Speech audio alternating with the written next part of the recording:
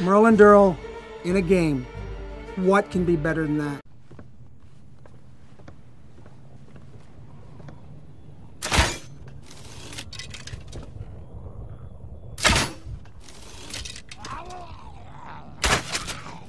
Yeah, I got him.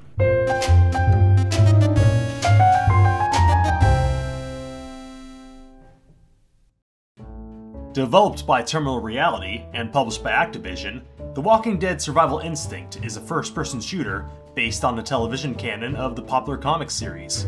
Taking place before the events of the show, right after the apocalypse has started, you control Daryl Dixon as he tries to find his older brother Merle. This begins a long trek across Georgia as you'll scavenge for supplies, stab several suckers, save some strangers, and most importantly, survive. This all potentially sounds good on paper, but let's look into why some ideas are better off dead. Your goal in the game is to move from level to level, clearing whatever objectives lie in each locale, and then returning back to your vehicle at the end. While on each mission you can take on optional objectives and you can scavenge supplies, weaponry, fuel, and even better cars to use. The first interesting gameplay mechanic occurs on the map screen, where you're given 3 options on ways to travel to the next level. If you take the back roads, you'll find more supplies but consume more gas and your car will break down more often. Taking the highway consumes the least amount of petrol, but supplies will be more scarce. Or you can balance out the two by driving through the streets. You're not actually controlling your car between levels, instead you just follow a dotted line and sometimes random events will occur, just like they would in an Oregon Trail.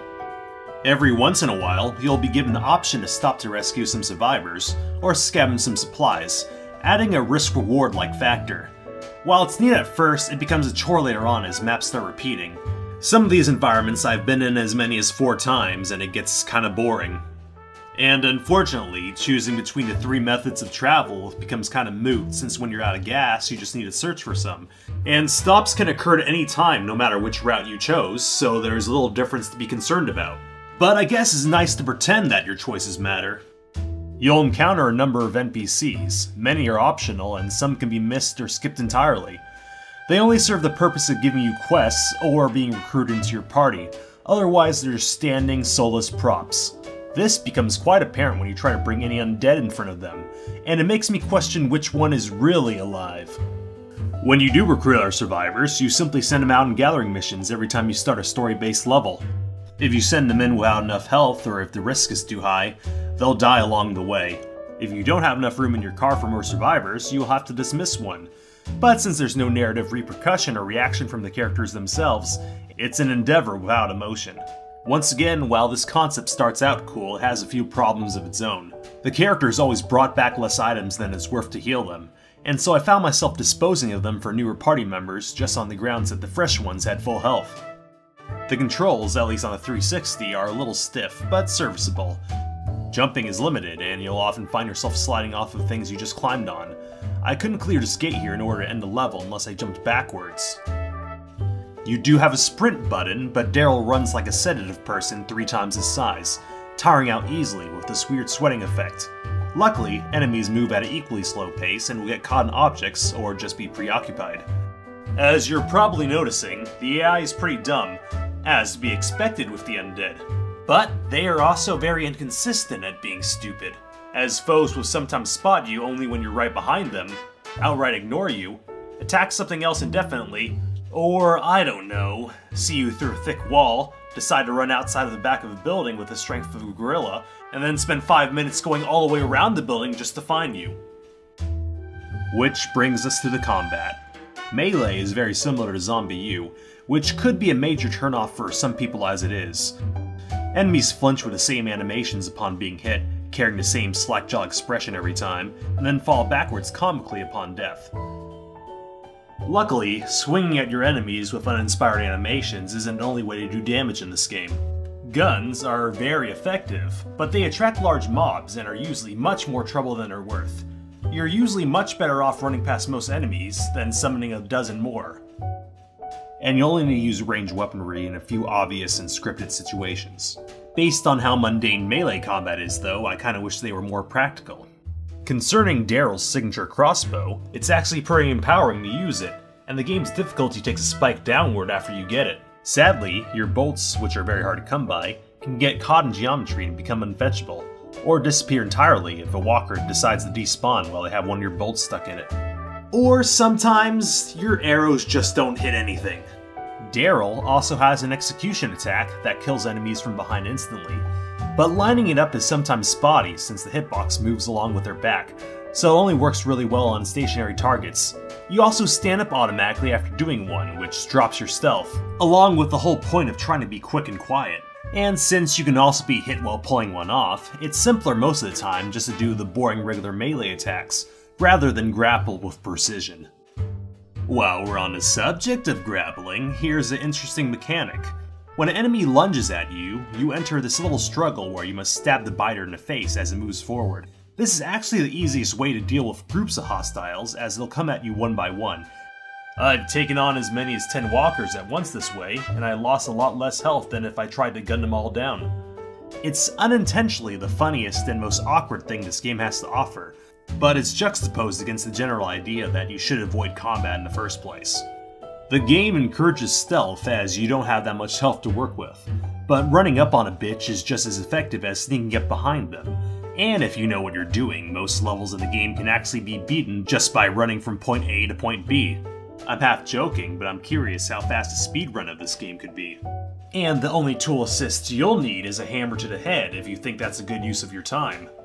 Now, a huge gaming sin becomes apparent early on, and that's unfair and continuous enemy spawning. Mobs come back often, and if you spent the effort to stealthily clear out an area without attracting attention, you'll find that more munchers will suddenly appear to take their place. Once, I just killed every roaming threat in the backyard of a house, so I wouldn't get too many interruptions while looking inside of it. In the 5 minutes it took for me to scavenge the place for barely any supplies, I ran into 7 new hostiles that weren't there before. Several times they'll just appear behind you when you know for a fact that no one was there before, and all the exits were sealed. Now yes, I'm up for believing that walkers can come out of the woodwork when they hear and smell activity, especially in this franchise.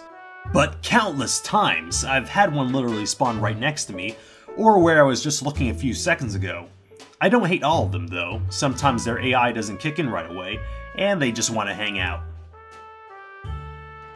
Now, the game does have some scripted events where a bunch of the undead start chasing you, and it's kinda cool for the first 10 seconds, until you realize you can either easily outrun them, or shoot them down. It also doesn't help that some of the events in the game are bugged. In the final level, there was supposed to be a gate here that would let loose a horde as I walked by. Instead, I had a thick mob blocking the path that I was supposed to take. The gate only appeared properly on my 3rd try. So, now that we've covered everything else, I did save the worst for last. Graphically, Survival Instinct is possibly one of the ugliest games I've seen in a long time, at least for one that's asking for $50 at launch. I would be convinced that this was a PS2 era game if it weren't for the glazed specular reflections and pitiful attempts at normal mapping. The character models of Merle and Daryl are passable, but if you want something real horrifying, one can quickly discover that there are only a handful of variations on the walkers in the game, and you'll be running into clones all the time. While they are modular, meaning the bodies and heads randomly swap, it says a lot when I see brown-haired Bobby here about 8 times in 2 minutes. And once, after obliterating a walker, another one spawned in right behind me. I thought it was the first one I killed until I noticed his clothes were a slightly different color. The PC version does add a few more ways to tweak the game, but it's ultimately putting lipstick on a pig. In the sound department, there's only a few music tracks, and none of them really stand out. Voices also don't seem to be based on distance, so enemies will growl at the same volume whether they're right next to you or down the street. Could be worse for sure. On a good note, the acting is decent, and I have no qualms about the casting or direction. Just between us. You sure you ain't coming with? Oh, hell no. This is my post. Where am I gonna be safer? Man, you don't have the key, do you? Go on now, get. Leave me to my duty. What happens when you get hungry again? Norman Reedus, Michael Rooker, and the rest of the voice actors do a pretty good job, but unfortunately Daryl is mostly limited to simple sentences. Saved your ass at the diner? Do I look like your bitch? Not in that outfit. What? Oh, hell no. Wait, oh, come on. I was only teasing. And Merle has maybe 4 minutes of dialogue in the entire game. Them people locked me up for days in the dark with all them abominations. but looky who's just a little bit too smart for her.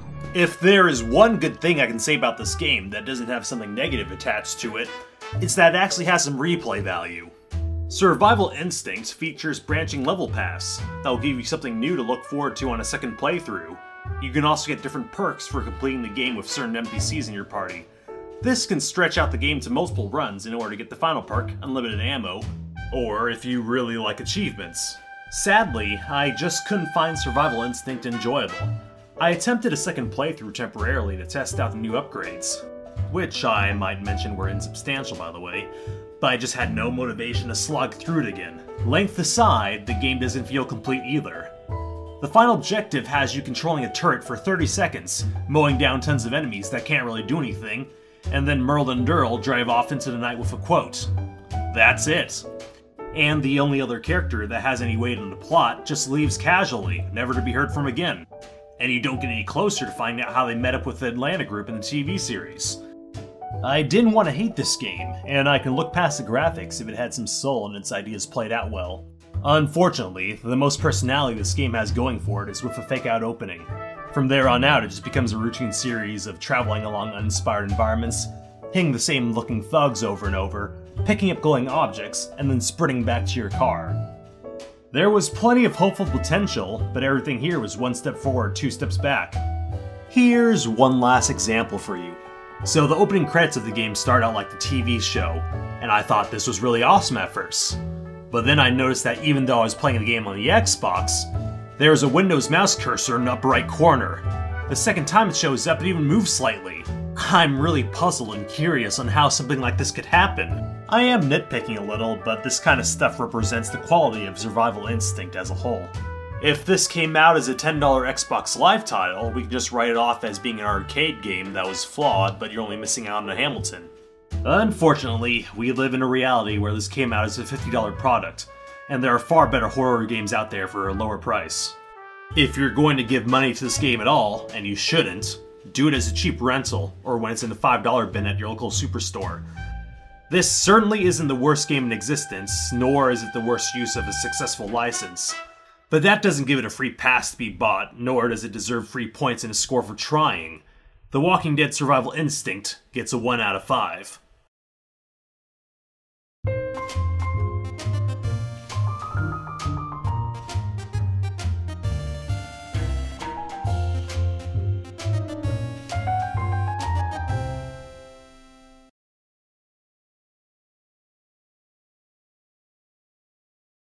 Ho ho ho, I love memes.